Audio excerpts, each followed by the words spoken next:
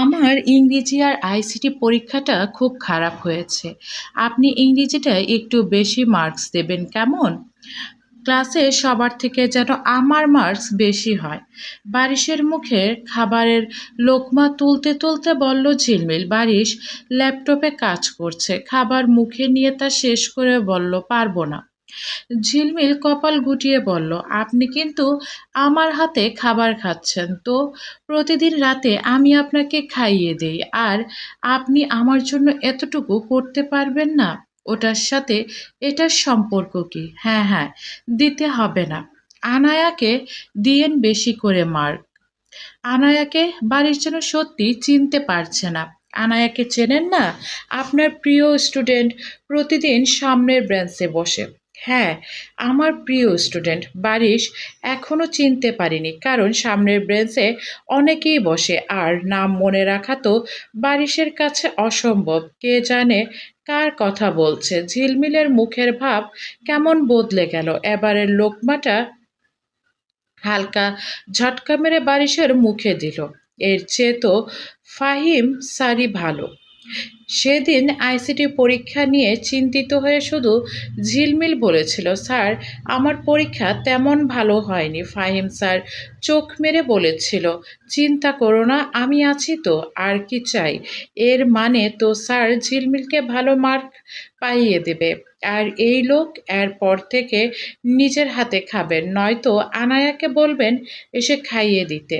আনায়াকে laptop থেকে চোখ সরালো বারিশ। বললাম তো একটু আগে, আপনার প্রিয় স্টুডেন্ট। হ্যাঁ, আমার প্রিয় স্টুডেন্ট। আবারও ঠিক একই কথা বলে কাজে মনোযোগী হলো সে। ঝিলমিল পরবর্তী লোকমাটা আর দিল না বারিশকে। খাবারের পানি ঢেলে দিয়ে প্লেট নিয়ে রুম থেকে বের হয়ে গেল। বারিশ একবার তাকালো সেদিকে, কিন্তু কিছু বলল না। রুমে এসে লাইট বন্ধ করে শুয়ে পড়ল ঝিলমিল। বারিশ এখনো বিছানায় কাজে মগ্ন, তবে কিছুক্ষণ পর সেও ল্যাপটপ বন্ধ করে একপাশে রেখে শুয়ে পড়ল। ঝিলমিল মাথা থেকে পা পর্যন্ত কাঁথাটা এমনভাবে মুড়িয়ে দিয়ে শুয়ে আছে যেন একটা তাগড়া ভূত কাঁথার নিচে বাসা বেঁধেছে। কিছু সময় পার হতে এক অদ্ভুত গা ছমছমে শব্দ ভেসে এলো তার কানে। কাঁথার ভেতরে থেকেই আঁতকে উঠে ঝিলমিল। আবারও সেই ভয়ানক শব্দ। শব্দটা কেমন যেন খসখসে, অতি প্রাকৃতিক আর অস্পষ্ট, ঠিক যেন নিঃশব্দ রাতে কেউ খুব কাছে এসে দাঁতে দাঁত ঘষছে। আবার মাঝে মাঝে মনে হচ্ছে ভারী শ্যালমাছন্দ কোনো খাঁচাকাটা দীর্ঘশ্বাস কানের একদম পাশে ঘেঁষে যাওয়া আসা করছে। শিরশির করে উঠল ঝিলমিলের পুরো সর্বাঙ্গ। গায়ের লোমগুলো খাড়া হয়ে দাঁড়ালো। এই চার দেয়ালের বন্ধ রুমে ভূত আসবে কোথা থেকে? ভূত বলতে তো বাস্তবে কিছু নেই, তবে এমন হাড় হিম করা শব্দটা আসছে কোত্থেকে? মনে হচ্ছে ঠিক তার গা ঘেঁষে কেউ শুয়ে শুয়ে এই গঙ্গানির মতো শব্দটা করে যাচ্ছে। ভয়ে ঝিলমিলের হাত পা বরফের মতো ঠান্ডা হয়ে এলো। ভূতে সে বিন্দুমাত্র বিশ্বাস করে না, কিন্তু রাত 12টার এই নিঝুম নিস্তব্ধতায় এমন অলৌকিক সুরের ভৌতিক শব্দ শুনে কার না আত্মা খাঁচা ছাড়া হয়। ধীরে ধীরে কাঁথার এক পাশ সামান্য সরিয়ে পেছনের দিকে ঘুরতেই শুরু করলো সে। পা দুটো যেন অবশ হয়ে আসছে। মন বারবার সায় দিচ্ছে পেছনের দিকে ঘুরলে নিশ্চিত ভয়ানক হিম করা কোনো বীভৎস দৃশ্য দেখতে পাবে সে। আর দেখা মাত্রই কানের পর্দা ফাটানো এক চিৎকার বসাবে। মনে মনে চিৎকার করার পূর্ণ প্রস্তুতিও নিয়ে ফেলল সে, কিন্তু ঘাড় ঘুরিয়ে সাবধানে তাকাতেই ঝিলমিলের চোখ আটকে গেল বারিশের ঘুমন্ত মুখে। ঝিলমিলের দিকে মুখ করে শুয়ে আছে সে। বুক খালি করে একটা দীর্ঘ স্বস্তির শ্বাস ফেলল ঝিলমিল। যাক, কোনো প্রেতাত্মা নয়। তবে বিড়ম্বনা কমেনি। সে খসখসে অদ্ভুত শব্দটা এখনো একটানা হয়েই চলেছে। ঝিলমিল কৌতূহল আর অস্বস্তি নিয়ে বিড়বিড়িয়ে একটু এগিয়ে গেল লোকটার দিকে। ঘুমন্ত বারিশের খোদাই করা তীক্ষ্ণ চোয়ালে আলতো করে হাত রেখে আস্তে করে বলল, এই একটু তাকান। তাকালো না বারিশ। ঝিলমিল আবারও এই ভঙ্গিতে ডাকলো, এই যে শুনছেন, একটু চোখ খুলুন না প্লিজ। চোয়াল থেকে হাত সরিয়ে নিয়ে এবার বারিশের চওড়া কাঁধে ধরে ঝাঁকুনি দিতেই আস্তে করে চোখ মেলল সে। একদম ধীরে শান্ত দৃষ্টি, চোখ খুলেই দেখলো তার খুব কাছে আতঙ্কিত চেহারায় নিয়ে তাকিয়ে আছে ঝিলমিল। বারিশকে জেগে উঠতে দেখে যেন প্রাণ ফিরে পেল মেয়েটা। আরও এক দফা বুকের ভরে স্বস্তির শ্বাস ফেলল সে। বারিশের মুখে কিছু না বলে প্রশ্নবোধক চোখে তাকিয়ে রইল। ঝিলমিল এবার কাপা কণ্ঠে ফিসফিসিয়ে বলল, আপনি কি কিছু শুনতে পাচ্ছেন না কি? এই যে ঘরের মধ্যে কেমন একটা বাজে শব্দ হচ্ছে, আপনি শুনতে পাচ্ছেন না? বারিশ বিরক্ত হয়ে কপাল কুঁচকে বলল, রাত হলে কি তোমার মাথা খারাপ হয়ে যায়? কিসের শব্দ? শুনে ঝিলমিলের আতঙ্কের মাত্রা হাজার গুণ বেড়ে গেল। লোকটা শুনতে পাচ্ছে না মানে? তার মানে এই ভয়ানক অলৌকিক শব্দ শুধু ঝিলমিল একাই শুনতে পাচ্ছে। ভয় আর তীব্র দুশ্চিন্তা ঝিলমিলের চোখজোড়া জলে ভরে উঠল। মুখটা কান্না পাওয়ার মতো করুণ আর ছোট হয়ে এলো। মেয়েটার কালচে মেরে যাওয়া ভয়াল চেহারা দেখে বারিশ সামান্য নরম হলো। সে একটু শুধরে নিয়ে বলল, কি হয়েছে? ঠিক কেমন শব্দ পাচ্ছ তুমি? খুব খুব ভয়ানক শব্দ, আমি ভাষায় বর্ণনা করতে পারবো না। বারিশ যেন একটু চিন্তা করে গম্ভীর মুখে বলল, যদিও আমি এই ভূত প্রেতের ফালতু কথায় বিশ্বাস করি না, তবে এই রুমে এমন অদ্ভুত শব্দ এর আগেও হয়েছে বহুবার। আমি যখন ছোট ছিলাম তখন থেকেই শুনে আসছি। সত্যি? ঝিলমিলের চোখ গোল গোল হয়ে গেল। তাহলে আপনি এর কোনো পদক্ষেপ নেননি কেন? তাড়ানোর ব্যবস্থা করেননি? এখন তো আর এসব শুনতে পাই না, অভ্যাস হয়ে গেছে বোধহয়। কিন্তু আমি তো স্পষ্ট পাচ্ছি, তাতে আমার কি? গিয়ে ঘুমিয়ে পড়ো। বলেই বারিশ শান্ত মুখে আবার চোখ দুটো বন্ধ করে নিল। রাগে অসহায়ত্বে আর এক মুহূর্ত না ভেবে দুই হাতে বারিশের টি শার্ট শক্ত করে খামচে ধরল। আপনার কি মানে? আপনি কালকেই যে কোনো মূল্যে একজন হুজুর ডেকে এনে এই ঘর ঝাড়ফুঁক করাবেন।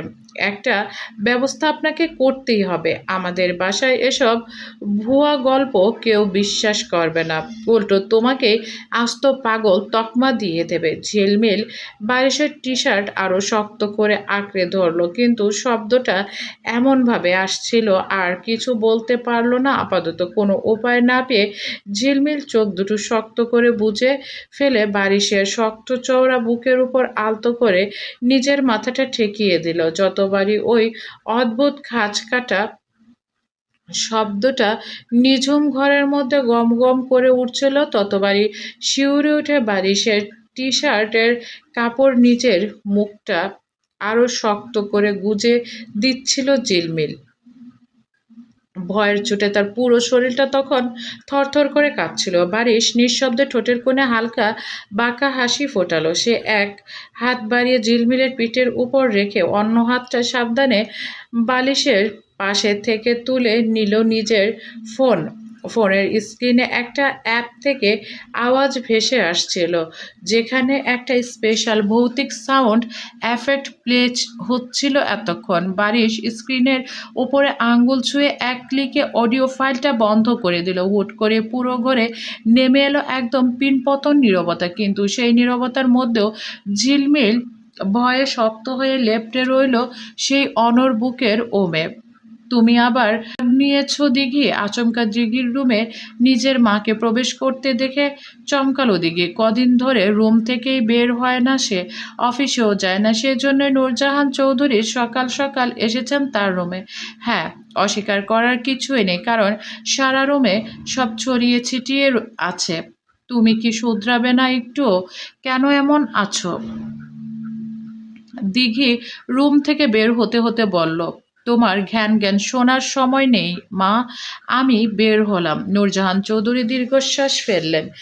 দেখে মদপানে আসক্ত হলেও কখনো নেয়নি। এর জন্য যদি কেউ দায়ী হয় তবে সেটা নূরজাহান চৌধুরী নিজেই। তিনি জিনিসপত্র তুলে ডাস্টবিনে ফেলে দিলেন। এসব মেহেরাজ আর আলতাফ চৌধুরী দেখলে বিরাট ঝামেলা বাঁধবে। আর কত কি লুকিয়ে বেড়াতে হবে এই মেয়ের জন্য তার জানা নেই। নিচে আসতেই দিঘি দেখলো ডাইনিং টেবিলে মেহেরাজ, আলতাফ চৌধুরী আর তাহসিন বসে ব্রেকফাস্ট করছে। জিহানকে নাজমা বেগম খাইয়ে দিচ্ছেন। দুদিন পর দিঘিকে রুম থেকে বের হতে দেখে জিহান দৌড়ে এসে কুলে তার কুলে চড়ল। দিঘি বাইরে যাওয়ার উদ্দেশ্যে পা বাড়ালেও কেন যেন আর গেল না। ফিরে এসে ডাইনিং টেবিলে বসে কাজের মেয়েটিকে বলল খাবার দিতে। সকলে অবাক হলেও কিছু বলল না। তাহসিন একবারও চোখ তুলে তাকায়নি। দিঘিও তাহসিনের দিকে নজর দেয়নি। নূরজাহান চৌধুরীও নিচে এসে খেতে বসলেন। খাবারের মাঝে হঠাৎ দিঘি বলে উঠল, তোমার ছেলে কেমন আছে? সকলেরই খাওয়া থেমে গেল। তাহসিন ছাড়া উপস্থিত কেউই বুঝল না দিঘি কাকে উদ্দেশ্য করে কথাটা বলল। তবে দিঘির তীক্ষ্ণ দৃষ্টি ছিল তাহসিনের দিকেই। ওর ছেলে আসবে কোত্থেকে? আলতাফ চৌধুরী অবাক হয়ে বললেন, রাতে আবারও কিছু খেয়েছিস নাকি দিঘি? আজেবাজে বকছিস? মেহেরাজও যোগ করল, আমি ঠিক আছি, যাকে প্রশ্ন করেছি তাকে উত্তর দিতে দাও। দিঘির গলার বরফ শীতল ভাব। তাহসিন শান্ত গলায় বলল, ভালো আছে। নূরজাহান চৌধুরী মুখে এবার বিস্ময় ফুটে উঠল। শুধু তাই নয়, আলতাফ চৌধুরী ও মেহেরাজও অবাক হলেন। তোমার বাচ্চা আছে তাহসিন? মেহেরাজ শোধালো। আছে। এবার নূরজাহান চৌধুরী বললেন, আমাকে তো বলেছিলে তোমার কেউ নেই। তাহসিন চুপ করে রইল। সে সত্যিই বলেছিল তার কেউ নেই। খানিক থেমে বলল, তখন জানানো জরুরি মনে হয়নি আম্মা, এর জন্য সরি। বাহ, নাম কি তোমার ছেলের? বয়স কত? তাহসিন একবার দিঘির দিকে তাকালো, তারপর ধীর কণ্ঠে বলল, দিহানুর তাহসিন দিগন্ত। বয়স 2 বছরের একটু বেশি। দিঘি তাহসিনের দিকে তাকিয়েই ছিল। নামটা শুনতেই তার দৃষ্টি স্তব্ধ হয়ে গেল। এদিকে নাম আর বয়স শুনে নূরজাহান চৌধুরীর শরীরটা না চাইতেও ঝাঁকুনি দিয়ে উঠল। মেহেরাজ হেসে বলল, আরে, নামটা তো একদম আমাদের দিঘির মতো। দিঘির পুরো নাম দীপানুর চৌধুরী দিঘি। মেহেরাজ স্বাভাবিকভাবেই বলল। তাহসিন হাসল না। নিজের খাবারের প্লেটে নজর রেখে নিচু গলায় বলল, এটা খুবই স্বাভাবিক। কি হলো আম্মা, আপনি খাচ্ছেন না কেন? আলতাফ চৌধুরী মাকে ডেকে বললেন। নূরজাহান চৌধুরী নড়েচড়ে বসলেন, খেতে শুরু করলেন আবারও। তুই এখনো এখানে কি করছিস ঝিলমিল? বাসায় যাবি না? ঝিলমিলকে খালি ক্লাসরুমে একা বসে থাকতে দেখে শোধালো রোদ্দুর। কলেজ ছুটি হয়েছে মিনিট 10 আগে। পরীক্ষা শেষ হওয়ার পর আজই প্রথম ক্লাস, তাই শিক্ষার্থীদের উপস্থিতি এমনিতেই কম। ইরানও আজকে আসেনি, ঝিলমিলও আসতো না যদি না বারিশ তাকে জোর করে নিয়ে আসতো। ছুটির পর রোদ্দুর মেইন গেট পর্যন্ত চলে গিয়েছিল, কিন্তু পেছনে ঝিলমিলকে দেখতে না পেয়ে আবার খুঁজে খুঁজে ক্লাসে এসেছে। আমার বাবা আসবে, তুই চলে যা। গেটের ওখানে চল। একা বসে থাকবি ওখানে? তুই যা। রোদ্দুর কিছুক্ষণ অনিশ্চিত ভঙ্গিতে দাঁড়িয়ে রইল, কিন্তু তারও তাড়া ছিল, তাই আর না দাঁড়িয়ে চলে গেল। রোদ্দুরের পায়ের শব্দ মিলিয়ে যেতেই ঝিলমিলের ভেতরের যন্ত্রণাটা আটকাতে তলপেটে চেপে ধরে সোজা ব্রেঞ্চের উপর ঝুঁকে পড়ল। তলপেটটা যেন ভেতর থেকে কেউ নিংড়ে মুচড়ে ধরেছে। শিরদাঁড়া বেয়ে হাড় কাঁপানো একটা অস্বস্তির ঢেউ নেমে যাচ্ছে কোমর আর পায়ের দিকে। মনে হচ্ছে কোমর আর উরুর সংযোগস্থলে থেকে পেশিগুলো ভেঙে আলাদা হয়ে যাচ্ছে। পা দুটোতে এক ফোঁটা শক্তিও আর ধরে রাখতে পারছে না সে। মেয়েলি এই শারীরিক যন্ত্রণা ভীষণ অসহায় লাগছে তার। প্রতি মাসের এই বিশেষ দিনের সূচনা সব সময় তার জন্য এমন এক নিদারুণ যন্ত্রণা বয়ে নিয়ে আসে। সে শরীরকে একদম অচল করে ফেলে। তবে এখন তলপেটের অসহ্য ব্যথার চেয়েও বড় বিপত্তি ও আতঙ্ক কাপড়ে দাগ লেগে যাওয়ার। দাঁড়ানোর কোনো উপায় নেই। এখন যদি কেউ ক্লাসরুমে ঢুকে পড়ে, যদি কেউ দেখে ফেলে। অস্বস্তিতে ঝিলমিলের চোখ ভিজে এলো। এই অসাড় যন্ত্রণাকাতর শরীর নিয়ে সে যে এখন ক্লাসের এই বেঞ্চের পুরোপুরি বন্দি নিজেরই এই অসহায়ত্বের মাঝে। ইরানটা কেন যে আজ এলো না এই মুহূর্তে? একটা পরিচিত হাতের স্পর্শ বা একটু আড়াল ছাড়া সে যেন পৃথিবীর সবচেয়ে অসহায় মেয়ে। যত অস্বস্তিকর ঘটনা কেন ঝিলমিলের সাথেই হয়।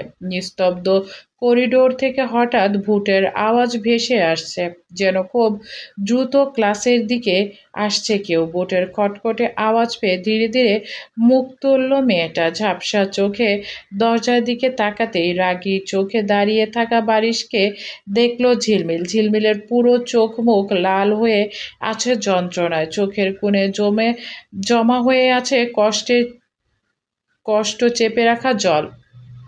মানুষটাকে সামনে দেখতেই মনটা যেন আরো বেকুল হয়ে উঠল। বুকের ভেতরে জমে থাকা কান্নাটা বাঁধ ভাঙার উপক্রম করলো তার। বারিশের চেহারায় এতক্ষণ রাগ আর বিরক্তি থাকলেও ঝিলমিলের কান্নারত আর রক্তিম অসহায় মুখটা চোখে পড়তে তার নিমিষে মিলিয়ে গেল। কেমন উদ্বেগ ফুটে উঠল তার ধারালো চোখ মুখে।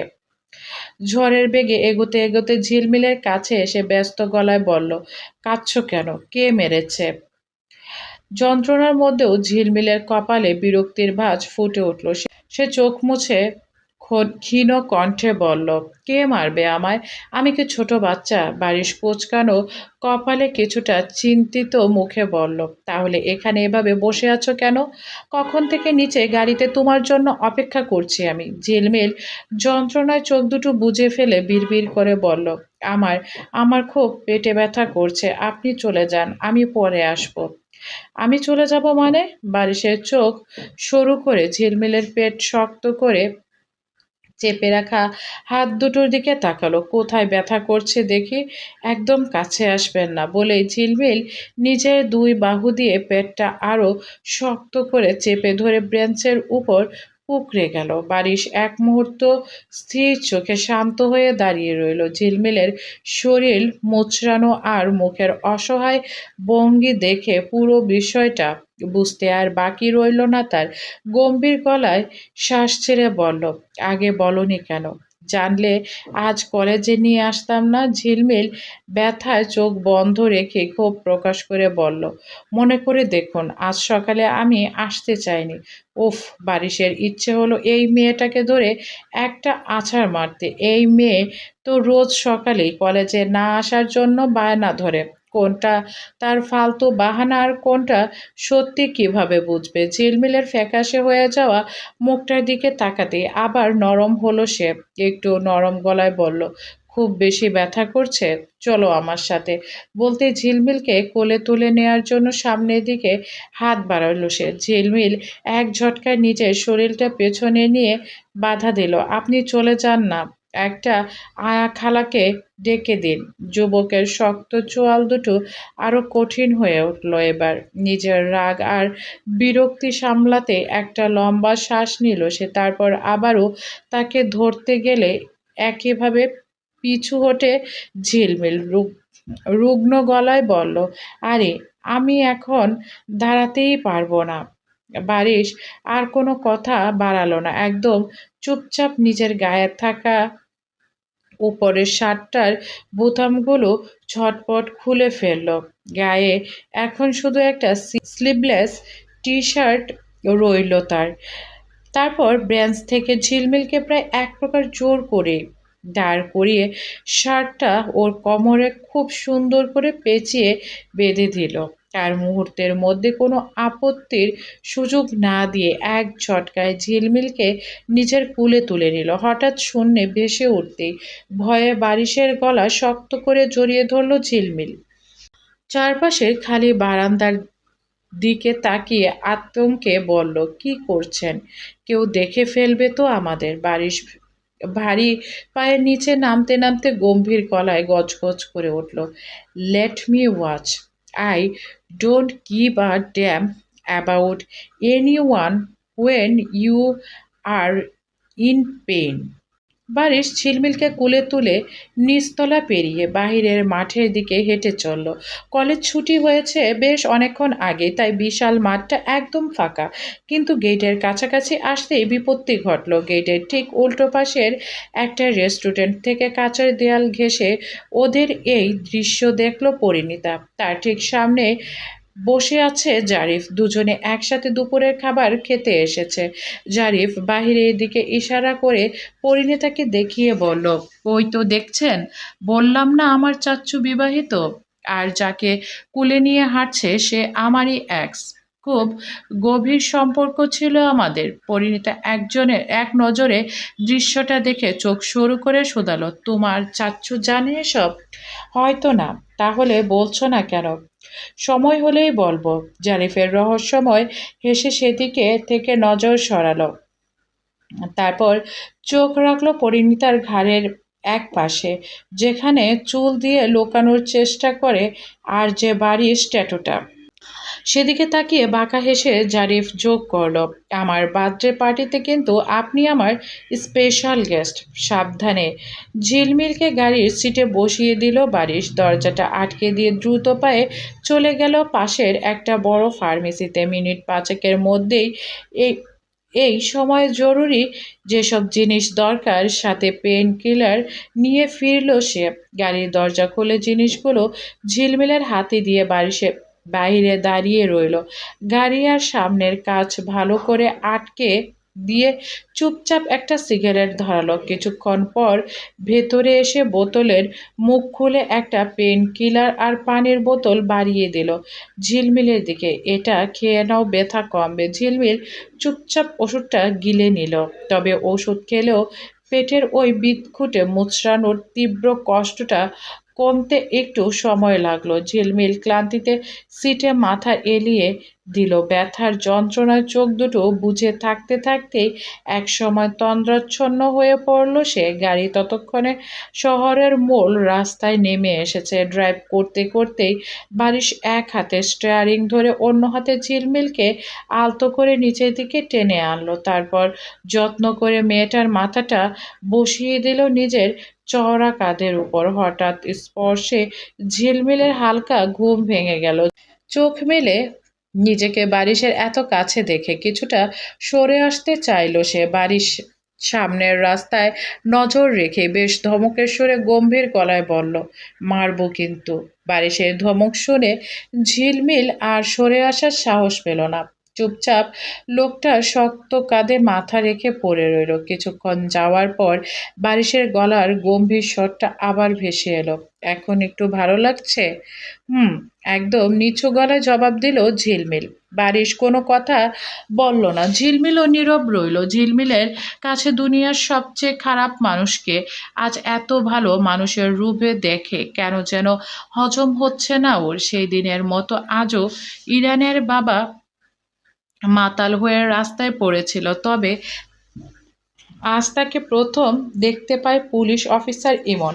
ইমন যখন তাকে পুলিশ স্টেশনের দিকে নিয়ে যাচ্ছিল, ঠিক তখনই মেহেরাজ তা দেখতে পায়। নিজের পরিচিত লোকের কথা বলে ইমনের হাত থেকে মাতাল লোকটাকে ছাড়িয়ে নিজের গাড়িতে তোলে সে। ইরানদের ফ্ল্যাটের দরজায় এসে মেহেরাজ কলিং বেল বাজায়। টানা 10 মিনিট পর অলস ভঙ্গিতে দরজা খোলে ইরান।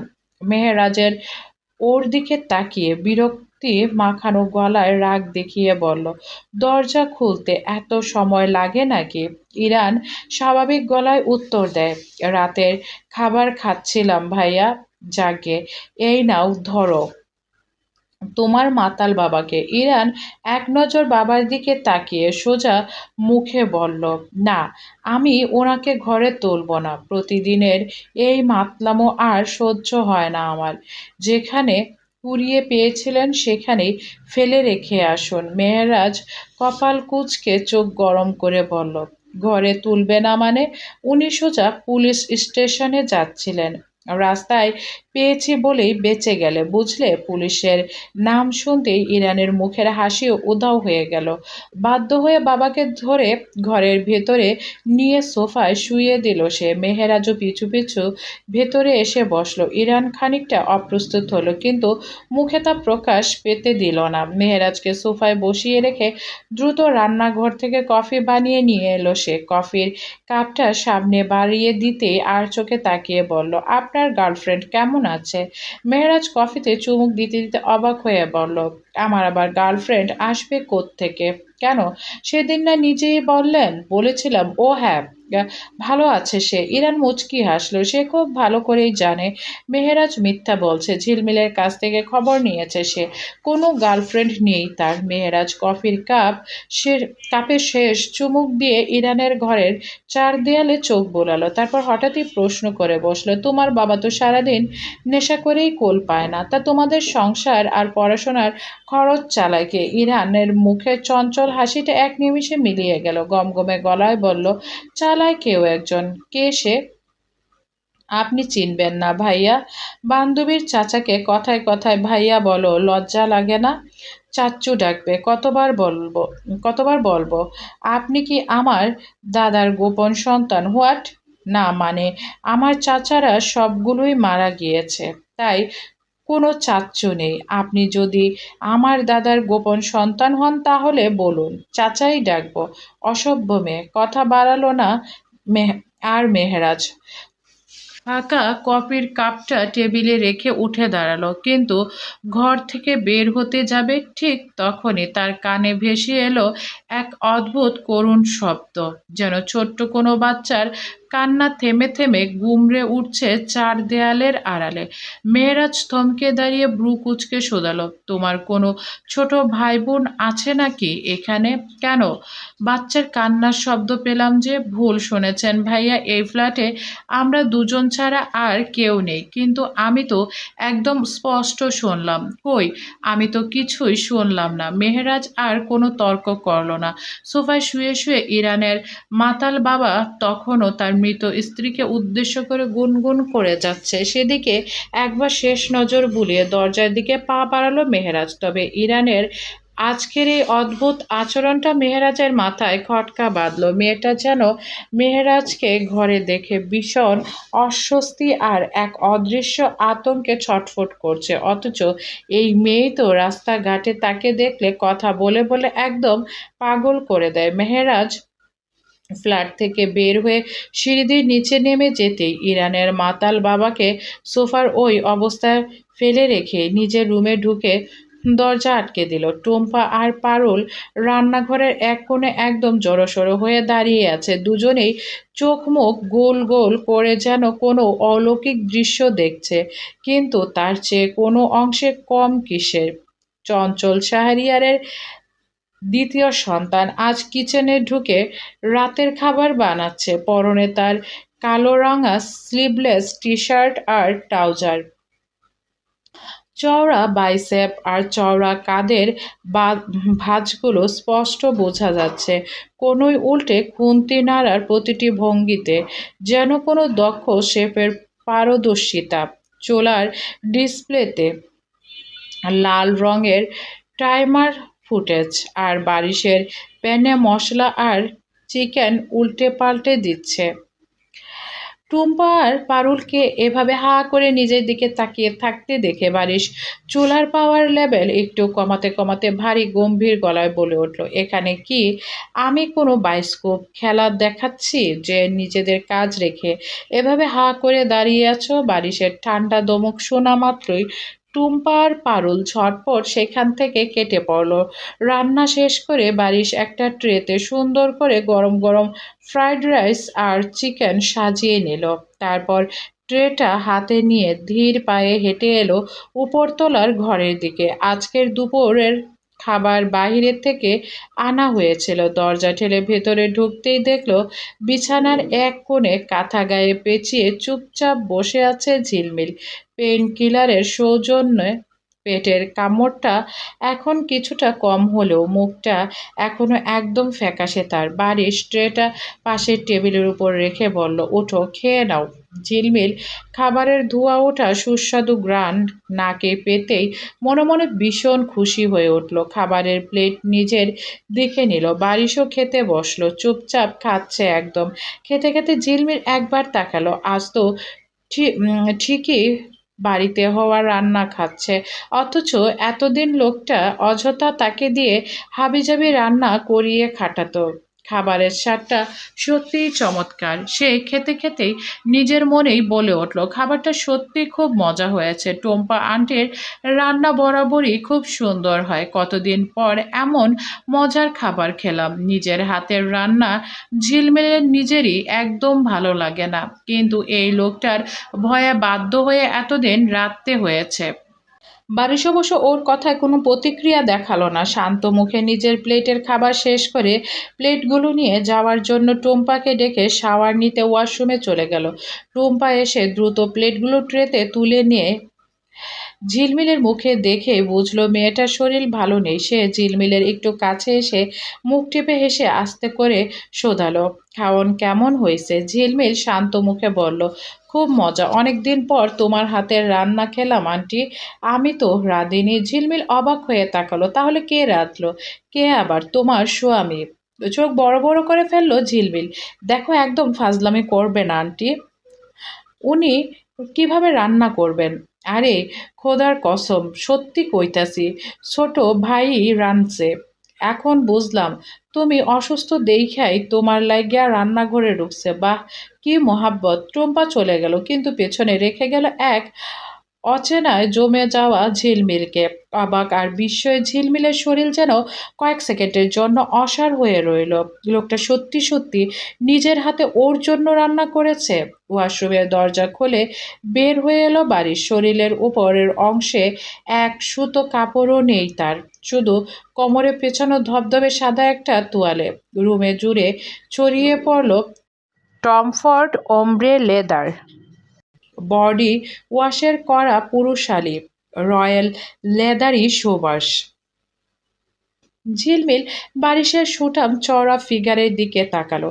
সুগঠিত বুক, চওড়া কাঁধ আর পেট জুড়ে ভাসমান সিক্স প্যাক অবশের খাজ। না চাইতেও চোখ তার সেদিকে আটকে রইল। তারপর চোখ দুটো বুজে সেই রাজকীয় মাতাল করা স্মেলটা বুক ভরে অনুভব করল সে। পর মুহূর্তে মনের ভেতরে জন্ম নেয়া এই অদ্ভুত অনুভূতিটা ঝেড়ে ফেলে ঝটপট চোখ খুলে একদম মুখ বাঁকিয়ে বলল, খাবারটা তেমন মজা হয়নি। বারিশ আলমারি থেকে শুধু একটা প্যান্ট আর টি শার্ট বের করতে করতে বলল, গিললে তো ঠিকই। এখন কি আমি না খেয়ে থাকবো নাকি? কিছু বলল না বারিশ। ঝিলমিল এবার খেয়াল করলো বারিশের মাথার চুলগুলো এখনো বেশ ভেজা। ভেজা চুলে থেকে ফোঁটা ফোঁটা জল গড়িয়ে পড়ছে তার খালি পিঠ আর বুক বেয়ে। মাথার চুলটাও তো ঠিকঠাক মুছতে পারেন না। আপনি আবার রান্না করলেন কিভাবে? বারিশ আয়নায় নিজেকে দেখতে দেখতে শান্ত গলায় বলল, আমার জীবনে এমন অনেক দিন গেছে যখন আমাকে নিজের হাতে রান্না করেই খেতে হয়েছে। কেন? বিদেশে যখন ছিলেন তখন? বিদেশে, দেশে, সব জায়গাতেই। কেন? দেশের নিজের বাড়িতে কেন রান্না করতে যাবেন? জানি না। সংক্ষিপ্ত উত্তর দিয়ে বারিশ আলমারি থেকে আরেকটা ছোট তোয়ালে নিয়ে সোজা ঝিলমিলের দিকে হেঁটে এলো। একদম কাছে এসে খানিকটা ঝুঁকে তোয়ালেটা ওর দিকে বাড়িয়ে দিয়ে বলল, নাও, চুলটা মুছে দাও। আমি? ঝিলমিল তুতলাতে তুতলাতে বারিশের অনাবৃত হালকা ভেজা চওড়া বুকের দিকে তাকালো। লোকটা একদম শরীরে ঘেঁষে আসায় বুকটা কেমন যেন ধক করে উঠল ওর। না চাইতেও একটা শুকনো ঢোক গিলল ঝিলমিল। বডি ওয়াশের মাতাল করা গন্ধটা এবার আরো গাঢ় হয়ে ওর নাকে এসে ধাক্কা দিল। ঝিলমিল কাঁপা কাঁপা হাতে তোয়ালেটা নিয়ে বারিশের ভেজা চুলে হাত রাখলো। তোয়ালে দিয়ে মাথার চুল মুছতে গিয়েও ওর হাত জোড়া স্পষ্ট থরথর করে কাঁপছে। বারিশ ওর দিকে এক দৃষ্টিতে চেয়ে থেকে খুব নিচু গম্ভীর কণ্ঠে বলল, কাঁপছো কেন? ঝিলমিল তোয়ালে দিয়ে চুল মোছার গতি বাড়িয়ে দিয়ে না শোনার ভান করে তোতলা গলায় বলল, কই, কোথায় কাঁপছি আমি? জবাব এলো না বারিশের থেকে। ঝিলমিল তো এখনো বারিশের কাণ্ডে মুগ্ধ। কত সুন্দর করে রান্না করে খাওয়ালো সে। চুল মুছতে মুছতে মুচকি হেসে বলল, আপনার সব রূপই দেখা শেষ। রাগ, অ্যাটিটিউড, জেদ, বেপরোয়া ভাব আর ভালো মানুষই। শুধু একটা জিনিস এখনো দেখিনি। বারিশের চোখের পলক না ফেলেই শান্তভাবে শোধালো, কি?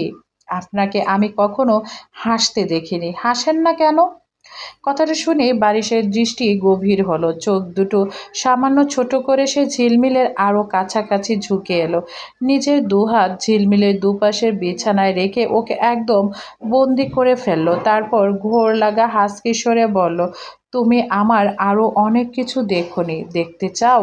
মুহূর্তে ঝিলমিল এলের হাত স্তব্ধ হয়ে গেল।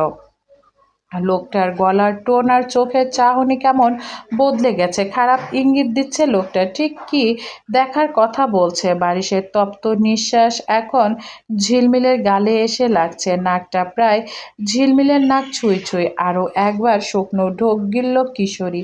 শক্ত হয়ে উত্তর দিল, না, দেখতে চায় না। বারিশের ঠোঁটের এক কোণে বাঁকা হয়ে হাসি ফুটে উঠল। সে একই ভঙ্গিতে ঝুঁকে থেকে নিচু কণ্ঠে বলল, আমিও তোমার একটা জিনিস ছাড়া বাকি সব দেখে নিয়েছি। ঝিলমিলের বুকের ভেতরটা ধক করে উঠল। কাঁপা কাঁপা কণ্ঠে শোধালো, কি দেখেননি? বারিশ জবাব দিল না। তার গভীর তীক্ষ্ণ নজর ঝিলমিলের উপর থেকে নিচের সর্বাঙ্গে গভীরভাবে পরখ করে নিল। তারপর নীরবতা বজায় রেখে সোজা হয়ে দাঁড়ালো। দিঘি ইদানিং অফিসে আসা ছেড়েই দিয়েছে। আর যেদিন বাধ্য হয়ে আসে এমন সব কাণ্ড ঘটিয়ে বসে যে তাহসিনের কাজে একদম 12টা বেজে যায়। চেয়ারওম্যানের রুমে নূরজাহান চৌধুরী তার চেয়ারে বসে আছেন। সামনে ফাইল হাতে দাঁড়িয়ে কাজ সামলাচ্ছে তাহসিন। নূরজাহান চৌধুরী হঠাৎই বলে উঠলেন, তাহলে তোমার ওয়াইফ কি গিয়েছে নাকি কোনোভাবে ডিভোর্স হয়েছে? না, তাহলে ওয়াইফ নেই আমার। কপাল কুঁচকে গেল নূরজাহান চৌধুরী। তাহলে বাচ্চা এলো কোত্থেকে? তার দিকে তাকালো তাহসিন। সত্যি বললে ঘৃণা করবেন না তো আমায়? কেন ঘৃণা করব? কারণ সে আমার সন্তান। নূরজাহান চৌধুরী ভেতরের শ্বাস ভেতরে আর বাহিরের শ্বাস বাহিরে আটকে রইল। শ্বাস নিতে পারছে না সে। এসির মধ্যেও শরীর কেমন ঘামছে তার। কি হলো আপনার? কিছু না। তুমি একদিন তোমার বাচ্চাকে নিয়ে এসো। ও যেখানে আছে খুব ভালো আছে। কি যেন নাম বলেছিলে তার? তাহসিন কয়েক মুহূর্ত চুপচাপ নূরজাহান চৌধুরীর দিকে তাকিয়ে রইল। তারপর একদম নিচু গলায় বলল, দিগন্ত। আপনি চাইলে নূর বলেও ডাকতে পারেন। নূরজাহান চৌধুরী কেমন যেন এক অদ্ভুত দৃষ্টিতে তাহসিনের দিকে তাকিয়ে রইলেন। কয়েক সেকেন্ড পর বললেন, ছবি নেই ছেলেটার? দেখাও দেখি কেমন দেখতে ছিল। তবে এখানে আসার পর ফোন থেকে সব ডিলিট হয়ে গেছে। নূরজাহান চৌধুরী ফুঁস করে শ্বাস ছেড়ে আর কথা না বাড়িয়ে কয়েকটা ফাইল বাড়িয়ে দিয়ে বললেন, ঠিক আছে, এই ফাইলগুলো নিচের ফ্লোরে দিয়ে এসো। ফাইল জমা দিয়ে আসার সময় লিফটের সামনে এসে দাঁড়ালো তাহসিন। লিফটের স্টিলের দরজাটা খুলতেই ভেতরে দাঁড়িয়ে থাকা মানুষটাকে দেখে থমকে গেল সে। ভেতরে দিঘি দাঁড়িয়ে। তাহসিনকে দেখে সে ঝট করে অন্যদিকে মুখ ঘুরিয়ে নিল মেয়েটা। তাহসিনের ভেতরে ঢুকে আর চোখে এক নজর দিঘির দিকে তাকালো। দিঘির পরনে ওয়েস্টার্ন অফ শোল্ডার টপস আর শর্ট স্কার্ট। তাহসিন গম্ভীর গলায় বলল, আপনাকে হয়তো বলেছিলাম এসব জামাকাপড় পরে অফিসে আসবেন না। তুমি সামান্য একজন পার্সোনাল অ্যাসিস্ট্যান্ট। আমার শরীরে তোমার নজর যায় কোন সাহসে? আমার নজর অন্তত তাদের চেয়ে অনেক ভালো, যাদের সাথে আপনি আজকাল ঘুরে বেড়ান। দিঘি চিবিয়ে চিবিয়ে বলল, এসব উপদেশ আমি তোমার মুখে শুনতে চাই না। দূরে থাকবে আমার থেকে। আমার একটা বাচ্চা আছে শুনেই আপনি এমন রং বদলে ফেলবেন। জানলে প্রথম দিনেই বলে দিতাম। এটাই তো তোমার ভুল। তোমাকে ভালোবেসেছিলাম ভেবে এখন আমার নিজেকেই সবচেয়ে বড় গাধা মনে হয়। উফ, ওটাকে অন্তত ভালোবাসা বলে না। তাহসিনের এই ঠান্ডা গলার কথাটা শুনতেই দিঘির মাথার রগ জ্বলে উঠল।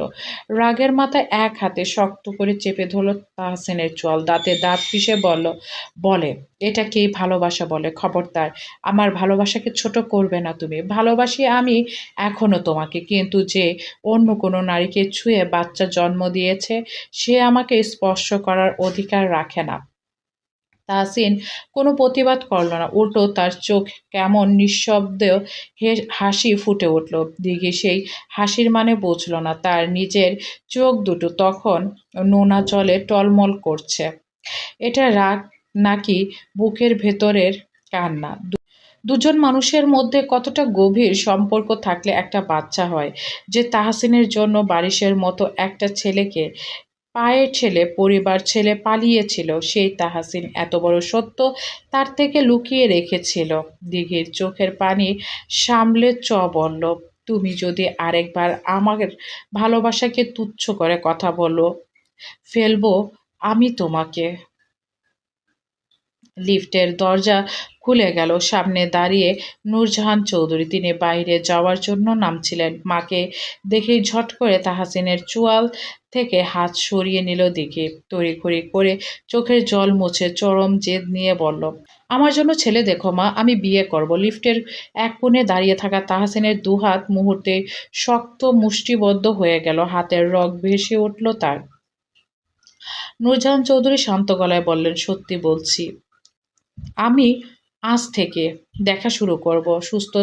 অসুস্থতা কেটে যাওয়ার পর ঝিলমিলের জীবনে আবার আগের রুটিনেই ফিরে এসেছে। আজ জারিফের জন্মদিনের পার্টি। বাসাতেই বিশাল আয়োজন করা হয়েছে। বারিশ চেয়েছিল ঝিলমিলকে নিয়ে দূরে কোথাও ঘুরে আসতে, কিন্তু ঝিলমিল রাজি হয়নি। জেদ ধরে পার্টিতে এসেছে। জারিফের জন্মদিন উপলক্ষে চৌধুরী বাড়ির সবাইকে নিমন্ত্রণ জানানো হয়েছে। ঘরের মানুষ তো বটেই, সাথে আত্মীয় স্বজন আর জারিফের একঝাঁক বন্ধু বান্ধব। পুরো অনুষ্ঠান মুখরিত।